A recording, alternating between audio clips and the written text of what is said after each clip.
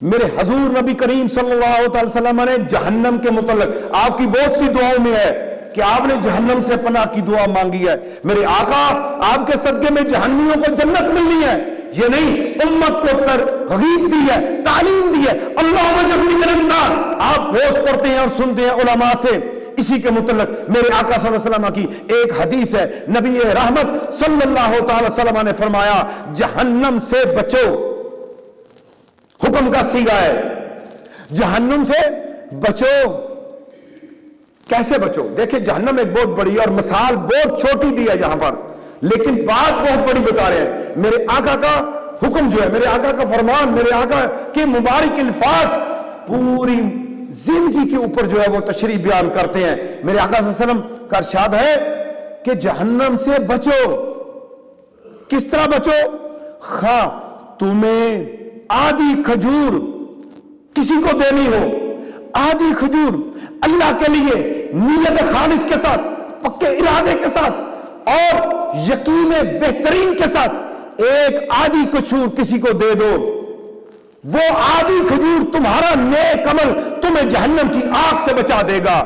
مجھے بتاؤ آدھی کھجور تمہیں جہنم سے جنت میں لے جائے، اور جس مومن کی پوری زندگی رسول اللہ صلی اللہ علیہ وسلم کے احکامات کے تابع گزر گئی، قرآن و سنت کے تابع گزر گئی، جنت تو اس کی مشتاق ہوگی، جنت تو اس کا استقبال کرے گی، جنت تو اس کے لیے روز تیار بنتی اور سنورتی ہے. قبر تو اس کا انتظار کر رہی ہے کہ اے مومن جلدی آ جا، تجھے میں اپنی راحتیں دے دوں اور میں اپنی محبتیں جو تیرے لیے رکھی ہیں وہ تجھے منتقل کر دوں. آدھی کھجور بندے کو جہنم سے جنت میں لے جائے گی. لیکن ارادہ کیا ہے؟ آج انسان گرے تو ہنسی آتی ہے. انسان کی اتنی تذلیل اس زمانے میں، ایکسیڈنٹ ہوتے ہیں ویڈیوز بنانی شروع کر دیتے ہیں، بندہ مرتا ہے ویڈیو بنانی شروع کر دیتے ہیں، اور انسان گر جائے تو اس کی ویڈیو بنا رہے ہیں.